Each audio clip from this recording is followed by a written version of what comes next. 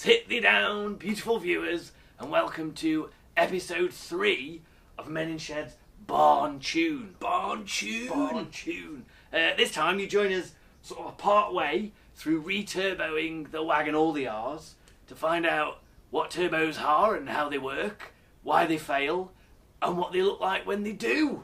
So, let's just get on with it, I guess. Yeah, so what we're going to be doing this afternoon is we're going to be putting the new turbo back on this Wagon R, which we hope, pray to God, will actually be running by the end of today. That's a bold claim, that. It's a rainy day, yeah, so it can rain all it wants. What else are we going to do? Mind. Yeah. So, if you're wondering why we are I mean, it's obvious, I guess, the turbo's failed, but why we are re-turboing the Wagon R, on a long motorway journey a few weeks ago, about 3-4 weeks ago, it all went horribly wrong. Lots of screechy, nasty metal on metal noises, boost spikes, all that sort of stuff. We can get into the sort of hows and whys and what happens in a bit. So yeah, we are left. It was kind of like a rough diagnosis. What else can it be other than the turbo? Because, you know, all the sort of signs. It was blowing oil out the back and, like I say, making horrible noises. So yeah, overnight parts from Japan, pretty much. I mean, it went on Yahoo auctions. My little friend Jesse Streeter, who always comes through with excellent parts and service and all that sort of stuff, found a turbo. 3 days. It was in Osaka on Wednesday afternoon, and then it was in the Moorlands by Friday afternoon. Turboed its way. So is that 2 days? Yes, maybe that's 2 days. Like, I don't know. But so yeah, it arrived in a beautifully Japanese box, and now we're just gonna wang it on. But before we do, we're gonna show you what a good turbo looks like and what a completely shafted turbo looks like. Oh yeah. Show us what you've done, Andrew. Come on. This is fancy, this is. This is fancy. Right, so this is what a little Wagon R looks like when it's partially disassembled, basically. So where's your nose? Where's me nose? Your nose. Nose. We can do this properly. Look at that. It's somewhere in there. Got me nose. There it is, look. Hiding away. The wagon's actually quite good for that. There's like pretty much all the parts from the car are now in the back of the car. Are you just going to chill out on there, are you? Just have a rest. Should have made you a cup of tea before this. Should have made you a cup of tea. Haven't got bruise. I know. Don't say that. It's a travesty. Don't say that. So here we go anyway. So first thing is, quite lucky, because we could have been very different had the radiator not been off-centre like that. Because obviously it's being a Japanese car and being well-spec'd. It's also a radiator and the aircon unit, which I just topped up actually. So I would have been a bit miffed if I'd had to empty all that out. Well, we wouldn't have emptied that out into the atmosphere, would we, Christopher? Because that's not. Would have vented it into, recyclable tanks. Exactly. Appropriately. So anyway, so this here is kind of a big gaping hole where a turbo was. So if you see, well, see how far we can get in here. Whoa, look at that big hole for a little turbo. So that's the downpipe there. Oh, look at this. Whee, got my finger there. So that's the downpipe, basically, to the rest of the exhaust system. As you can see, there's not a lot of room. Although it looks a big hole, but it's not when you're trying to get a massive turbo out. You'll notice as well that it's not just the turbo that's gone. So there's the exhaust manifold just there. And then there's nothing. And the reason for that is over here. Because we've done this before, haven't we? It's not the first time that we have. We did it on the Jimny, because these Kai cars seemingly like to spit their turbos out quite regularly. So I know that's why they fail. That's why they fail. So it's massive when it's got the cat on it. Yeah, here is the whole thing, but that's not the I mean, that's the whole thing, but that is more than the turbo. So you've got kind of, I guess, you call that the downpipe, I suppose. Yeah. You've got the cat, and then you've got the turbo itself just on this side here. Look, there we go. Here we've got dog for scale here. Dog for scale. Dogs for scale. Dogs for scale. Hang on. Whoa, there you go. Dogs for scale. It's tiny. What else we got that we could use for scale? Got nothing. Got nothing. Got nothing prepped for scale. But obviously, as you can see, it's tiny. Look at that. Oh. Key for scale. Key for scale. We'll get a key. We'll get a key. Key for scale. Put it in. There we go. How small. Look at how small, tiny. It looks small, about like when you got your actual turbo on its So that's the turbo. There you go. Small that is. Tiny. Palm of your hand. Palm of your hand. Tiny little carnival barker hands I have. Steady on. Criticise the turbo for its smallness. It might get a bit of a complex. Does the job. So if I can do this clever stuff here, there we go. Now you'll see the problem we've got here is this. Shouldn't be doing that.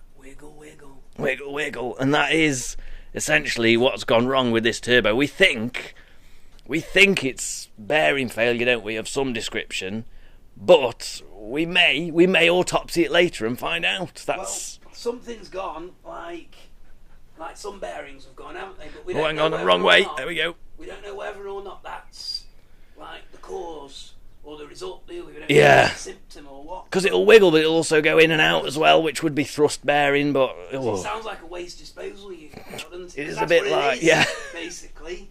It's a gobbler now. This on bottom of kitchen sink. It's a gobbler, nothing more. Gobble. So as you can see, so the easiest thing to do is actually, because there's not a lot of room, so the easiest thing to do was to just pull it all out in one unit, and then we can sort of strip the turbo off, and then replace it with the other one, and then bolt that back together, and then sort of try and shoehorn it back in to this tiny gap here. But like I say, I mean, there ain't a lot of room. Not a lot of room, there we go. Not a lot of room in the front, top down. Not a lot of room this way, but we'll make it work. Because, because men in sheds, I suppose. It's got to be easier than Jimny, because on Jimny you got to do like this weird kind of Japanese puzzle box. You were very good at that, weren't you? Wait up, here we go. It's impossible to put the turbo in. Yeah. This kind of, it's like delivering baby, basically, I imagine. No, it's like putting baby back in. It's being delivered. Like, it's got to be legs first. That's even more difficult. So yeah, that's the next bit. So we'll get set up and then we'll sort of wang a turbo on, I suppose. Put a turbo on. Right then, Andrew, tell us about why turbos exist. Why these things? Give us a lecture. Come on. Right. Hang on. We're all right. Right. Here's one we broke earlier. So turbos. Yeah. So turbos are one method of forced induction, and what forced induction means is you're forcing more air than the naturally aspirated, so what would naturally be able to go into the cylinders or is kind of sucked into the cylinders in a naturally aspirated engine. So turbocharging is one of those, and it's a bit of a weird thing really, because there's I think it was originally called turbo supercharging, because they are sort of, these terms at the very beginning are sort of interchangeable, turbocharging and supercharging, but eventually they separate out. Yeah, it's supercharging via a turbine. Yes, exactly. So I think originally they're called turbo superchargers, and then they just become turbochargers.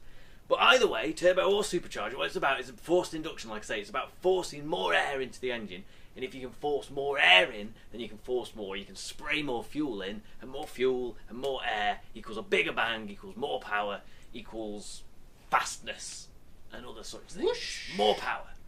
So a turbo is basically, nowadays, the differentiation is a turbo is creates this sort of forced induction off waste heat from the exhaust. So you'll have, we'll go into it, whereas a supercharger usually is belt driven or some sort of, it's driven off the engine crank. I guess that's right, Parasitic. Isn't it? It's parasitic, which is why, so a lot of superchargers now, it's like, for instance, the Hellcat or the Demon, one of them, they've got it takes 100 horsepower to drive the supercharger to then make 700, 800, whatever horsepower. So a turbo uses the energy that comes out of your exhaust naturally to spin, like I say, spin a turbine and then make power that way. So I'll get the one that isn't broken. Here is an turbo, and it has two halves. So this is kind of the inlet side, and this is the outlet side in terms of energy and that kind of things coming in and going out and all that sort of stuff. So that is where the exhaust manifold attaches to on the wagon, and exhaust gas goes through there, hits the wee little turbine in there. I don't know if you can see that. Come on. It's a bit dark in there. It is a bit dark. Pull out. So that's the turbine, spins that up, and then guffs itself out of here into the exhaust. It's like a water wheel, isn't it? Yeah, exactly. And what you'll see here is this is a pressure kind of regulator. So this opens and closes to let more or less gas through this bit here to kind of regulate how fast that's spinning. Now that's like a waste gate, isn't it? A waste gate, yes, because it gates it opens and closes to let some waste out, or depending on which where just you goes are. Into your exhaust. Yes, so all of this is in your exhaust. It's all housed here, and you have kind of almost two, which is where I believe screamer pipes differ. Because I think on screamer you basically have this as its own thing, vents to atmosphere, and vents straight to atmosphere, which right? Is like And it's illegal. Yeah, and bloody terrifying when you hear it. So the exhaust comes in here, spins this, and this is attached by a shaft for now to this here, and this is the compressor wheel, or the compressor turbine, I guess, but they're kind of called the turbine on the exhaust side, compressor on the inlet side. So what this does is you have an inlet here that goes up, usually to an airbox or something like that. Air comes down here, or is forced into here, sucked into here via the compressor, and then pushed out in a compressed state out here. And usually what happens is here then you'll have an intercooler of some description that tries to cool that charge, because by compressing the air you naturally heat the air, so you want to try and cool that air back down again to get more pressure when it gets to the engine, sort of more dense air, because obviously cooler air is denser air. So you've got the two sides of it connected by this shaft through here.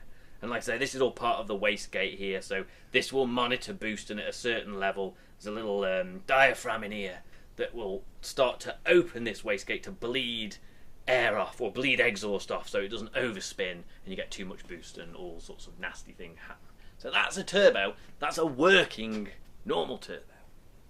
So we've actually started to take apart the old turbo to give you an idea, only partially, to give you an idea of, first of all, what went wrong and kind of elements of it. So we're taking off the compressor side of it here. So you can see the compressor wheel there, and this is the sort of housing where the air is drawn in and then compressed and spat out here. But as you can see here, we've got a lot of wobble going on, and we've also got, you can probably see the shine on it, all this nasty wear on the compressor fins, I want to call them. We'll call them blades. Blades, thank you. That's they are the one. Blades now. Blades. They are blades now. So they are nasty. And you can see here, let me just remove my gloves. Going in naked. So I can go like this, and you can see that kind of swarf, which is not what you're supposed to have on a regular working turbo. That's not a good thing. It's not anti-squeal. No. Yeah, it's not anti-squeal paint. That's just bits of that housing or that wheel. So that's how turbos work. So if we go with how they fail, I guess is the next thing. Have we talked about what these here little pipes do? Thank you. Where would I be without you? About 5 hours ahead of this where is we true. are now. This is true. So yeah, obviously, that's spinning at like 100,000 RPM. It's not a kind of a simple sort of slow process. It's very quick, and so it needs lubrication to make sure it doesn't seize up. And we'll talk about that later. So you've got oil feeds here. You usually got an oil feed, and then it usually just a drain, and that just kind of, it's a bit bigger, and it usually just drips out. It's just kind of just gravity. Yeah, gravity, because it's usually sitting like that. Yeah. Gravity back into your sump, and then you've also got water to cool it as well. So it's kind of separating the jobs up. So I guess the oil's probably going to cool it a little bit, but there's not a lot. The galleries in turbos are really tiny. They're like a mil. That's all. So mil in diameter. So it's kind of more the cooling is done by the engine coolant, and then you've got lubrication through the oil. Have I missed anything else? I don't think you have. No. So shall we go on to how and why they fail and all that? That's the wastegate in action. And incidentally, this is the bit which was really weird, because I say we've done this before on the Jimny. This was the bit that failed on the Jimny, and it was the most bizarre thing. Everything else on the turbo was fine, but this little cap here that you can see spinning around, that had completely disintegrated. So you can imagine, it's essentially, that wastegate is essentially open all the time, so it wouldn't build boost, because all the exhaust coming straight through the wastegate gate instead of spinning up the turbine. Very weird. But yeah, that was the Jimny. This is obviously the Wagon is a bit. We're thinking maybe thrust bearing, we're not sure. So, how they fail? So, probably the common one is, like I say, oil lubrication or lack thereof. Shall I just pop that off? Look at that. So that's the thrust bearing, I think, underneath. And there's the innards. We have drilled this out, so all of that swarf is not real swarf like that were there in the first place. But yeah, that's the magic. So yeah, really, it's all about oil. So you've got to have good lubrication, and if you've got people, maybe previous owners who haven't sort of done oil changes properly, you might have oil contamination or oil sludge, which is slowing down the oil getting through those tiny galleries to get to the turbo. And obviously, when you've got something that's spinning at 100,000 RPM or maybe 130,000 RPM, depending on the turbo, you need some good lube. And yeah, if anything like that goes wrong, you get issues very, very quickly. So the bearings in here dry out, and then obviously it all goes to pot. So I think oil's probably the big one. The other thing is, I guess, is a lot of people are kind of tuning up turbos, maybe tweaking them a bit. Not in this case, but a lot of times failures come from, ultimately this has got like an operating envelope that it works in, and that might be, for this one, that's 1 bar, so I think that's about 13 psi or something like that. So if you were going to tweak that up to 1.1 or 1.2 bar, get up to 16, 17 psi, you've got components and forces being acted on those components that maybe aren't designed to take it. For example, I didn't realise this until recently, when you're on boost, this compressor wheel is basically trying to pull itself, suck itself through the housing out off this thrust bearing. It's trying to come out from the housing. And so you can imagine that's like, there's a tolerance with that for your 1 bar. They know how much it's going to pull, and then they can manufacture a thrust bearing to keep that safe and all that sort of stuff. If you put another 3 psi through that, you've got an extra 3 psi of pull trying to sort of drag it off the compressor housing and the thrust bearing that goes with it. So you can have failures like that. So any sort of tuning is maybe pushing. You've got margins, you've got tolerances, and maybe you're getting a bit close to them. So that's probably another common failure, because everybody, I mean, the Jimny, I tweaked the Jimny up and then put it back down again because I got afeared about that. So those are probably 2 big ones. You can get all sorts of like little things as well. So I mean, it goes without saying, some people don't run, if you see on some cars, they don't actually run an air filtration system into the housing. And obviously a foreign object is going to make even worse of a job of a compressor wheel than that compressor wheel's done to itself in the Wagon's case. So any sort of foreign objects, that kind of impacts the compressor side. You got issues. You can have foreign objects hitting the turbine side, the exhaust side, but obviously at that point you've probably got bigger fish to fry because that's come out of your engine. So that might be a bit of piston or something else that's kind of shredding itself, or a valve or something. So probably if you've got a problem there, you've got a problem elsewhere in your engine as well, I would say. And that probably goes for mashing up the wastegate as well. Could be a bit of your compressor turbine. True, it could go the whole way through. Back out again. That's true. So yeah, you might have your compressor go first and make quite a mess of your exhaust. You can have, I think it's more in diesels, I think they watch for this, isn't it? Turbo diesels. You can have EGT, exhaust gas temperatures, and you have to keep an eye on them. If they get too hot, you can actually start to melt the turbine wheel on the exhaust. That starts to fling bits off itself, melt, and that's not good. And obviously, if you've got no fins on your exhaust, you've got nothing to spin the compressor. So there's a lot of things that go wrong. I think, like I say, the main one, it's all about oil, really. The Kai car, these have 5,000 kilometre oil change intervals, so that's 3,000 miles. So I think that's pretty much because, they're so heavily turbocharged. And I think it's also worth mentioning that. You said, just before we started, you said this brilliant phrase, isn't it? There are turbocharged engines, and then there are turbo engines. Yeah. And this is a turbo engine. Without this turbo, this car would be 40 horsepower, maybe, something like that. It is using the turbo all the time. You had an Sierra XR4 before, Turbo Technic, so that was actually aftermarket turbo, wasn't it? But that had got a 2.8 litre V6. you could drive that around all day off boost, and just sort of, it was fine, wasn't normal compression, 6 psi. Exactly. Quite low PSI, just pootling along, no problem. This thing, like I say, is running 13 PSI, and with the Jimny, I can't drive the Jimny without being on boost, really. It's just not possible. And certainly with an auto, I mean, an auto's job is to just get into peak powers as soon as possible, which is spool the turbo. I mean, you could drive from a standstill to 70 miles an hour in this and essentially never come off boost because it's just changing through the auto box. So there's an enormous amount of sort of wear and load on that turbo, and at 50,000-ish miles, 80,000 kilometres, this one's failed. The Jimny, that's done 100,000 miles and it's on its third turbo, so it had it original. It must have popped one probably around about 50,000 miles, and then we replaced another one at 100. So we're talking 50,000 miles of turbo. So, and I think maybe that's interesting with modern cars. You know, modern cars are getting more and more heavily turbocharged these days. And so, yeah, maybe, you know, modern cars, although, you know, times have changed and manufacturing gets more tighter tolerances, all this sort of stuff, but maybe we might be back into that where the majority of cars, all of a sudden, we've got problems with turbos, failing. So that's turbos and how they fail and what they look like when they do fail. Like I say, there's all manner of reasons why they fail, and different turbos have different sort of characteristics which might make them more susceptible to one failure or the other. But essentially, they're not magic. I mean, you're getting amazing power out of them, but when you're working them hard, they fail. So that's what they look like.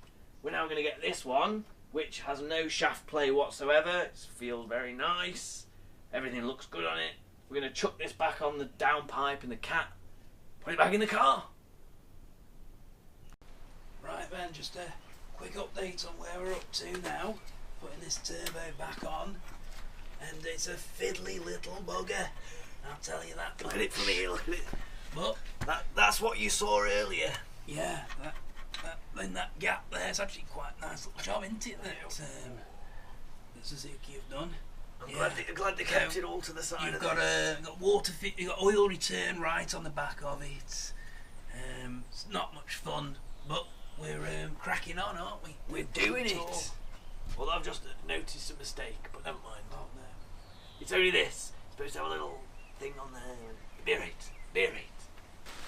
Call this summer, do you? I'm in June, having a laugh. Good weather for Right ducks. then. So, very good weather for ducks. So then, we got it all back in. Well, we think there's no bits left over, apart from we'll just ignore those heat shields. It's all a bit tight in there. There's A lot more has to come out of him when you do a Jimny. Yeah, that's true. Well, Jimny engine bay is built for a 4-cylinder, isn't it? Exactly. So we've got loads of room for a little 3-cylinder turbo, not so much with this. Shall we, Hang on, I'm checking. I've got grease on me, I better have them to... You look like Bert from Mary Poppins with your flat cap on. Only with a more convincing southern accent, if I'm... All right, my lady. That is definitely Right more then, convincing. fire up for first time. Okay. First time. I'm scared, you know. Right. Genuinely. Of course you're scared, I'm scared. One little wagon. Okay. One little wagon. Look at that. Like a Swiss watch, lad. Like a Swiss watch. No squealing, no horrible smelling. No waste disposal units. Exactly, no gobbler. No gobbler. Right. We're going to run that for a bit, Ben, and see if we get any leaks or anything like that here. I think we should just run it like that all the time. Yeah. Look at it. Bumperless. Look at that. No. The little wagon deserves more than that. Are you happy? I'm happy. Are you happy? I'm happy so far. Right. There's not a big pool of oil. No, that's paint. We're alright. Watch the lawn bug. Watch the lawn bug. Hello again. Hello. We're out in the Wagon R. We which you can see is moving under its own steam. It's rather magical, this. Driving just fine. I've registered 0.6 of a bar on the magical display, which we can talk about. Yeah. So it's the worst time to do it if I'm going around a corner. So what Andrew has is he has a boost monitor, don't you? Or a general sort of. It is a lit Arvit Type 1, which, it's my belief that all turbocharged vehicles should have some sort of boostage gauge, because it's a great diagnostic tool. So I got this, but this doesn't just do boost. This does, let me find all of them. Well, it depends on what car you've got, but if we go to the 6-fold monitor right now, we've got boost, water temperature.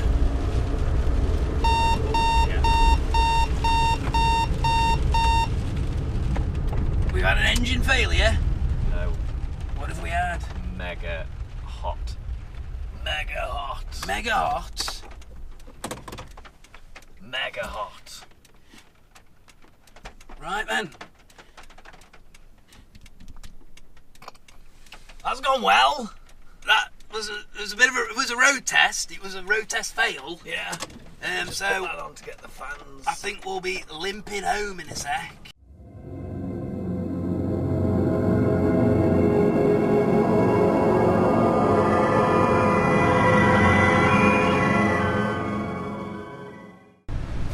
Hello again. Smiling faces again. So, right, that was an adventure.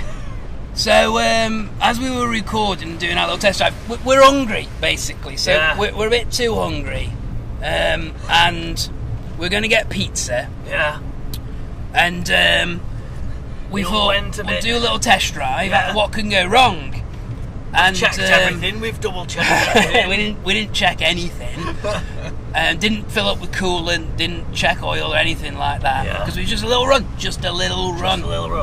And then as you may have seen from the previous bit, as we were sort of looking at the gauge, it soared. It was 120. 122. Which is like all the way to the top on the heat gauge, on the analog gauge. So we pulled over, not wanting to risk it. And then we were just kind of sat there thinking, well, we've got no water with us. We don't know what to do. It's raining, it's like water Chucking everywhere. it down with rain. We're thinking, do we want to knock on doors? We don't really want to knock on people's doors and bother them and whatever. We think, how can we sort it out for ourselves? So I had the rather naive idea that we could take the little sort of shopping basket that's under the passenger seat of the Wagon R, on the passenger side of the bench seat, I might add. Yes. And leave it out in the rain. And Andrew's like, that's going to take a while. And then my other idea was... To be fair, it had caught a little bit. It had got a little bit. My other idea was, how about we squirt the washer jet fluid into the expansion tank? I was game for that. I was game for that idea, and we weren't sure if it was a lack of water or if it was a lack of... if it was just air in the system, just need burping out. Because we had to disconnect the radiator and stuff like that to do the turbo swap. And then Andrew had like this moment of genius, of clarity from above, where he thought, well, hang on a second, if there's a church back there, they'll probably have a outside tap for doing the flowers and whatnot. Yeah. So with his shopping basket in hand, we went to the church, and indeed, the holiest of water it did give us. The holiest of water. To baptise this journey. Yeah. I am going to go back there with a small contribution, because I think it's only right, having guzzled a few gallons of holy water, to put something back into community. So we carried that back in the rain, that's why we're a bit wet. Yeah. And we sort of burped the system, ran it for a bit, filled up, sort of got the pressure out and stuff like that, and the temperature just came plummeting down. And then we realised, whilst I kind of had a sort, because I tend to do my checks about sort of half an hour after it would have been useful. Yeah. And I was like, there's no fan running. And we realised that we also hadn't connected the fan. So we'd come out, done no checks. Yeah. And left us no safety coil. blanket, We hadn't really. brought any water with us. We hadn't brought a means of doing anything, and we still managed to get away with it. Touch wood. Touch wood so far. And Doesn't sound like a two-banger. The Wagon R seems to be running absolutely fine. Yeah. And I tell you what, good job. We had the little digital meter actually. Yeah. And we were looking at it. Yes, exactly. I mean, we talked about that earlier, didn't we? And sort of halfway through, it was like, oh dear, oh dear. But it does prove, yeah, exactly, that it's very, very useful to have. Like I say, this has got 6 things that I've put on to monitor, including water temperature, and automatic transmission fluid temperature, and how much boost and all that. And obviously, yeah, it's come in very handy. We've got it set on the dial that is specifically for water now, because I am absolutely terrified that this might happen again. But it seems to be holding 95 stationary. We're doing all right, yeah, aren't so we? we're going to get pizza. I think the day's gone well. A little bit adventurous at the end. Can't argue with that. Thank you very much for watching. Yeah. I think we've learnt more than anyone else has out of this, really. It won't change what we do. But now we're going to go get some pizza. Yeah, and top tip, holy water is the best radiator water. Ta-ra! Bye!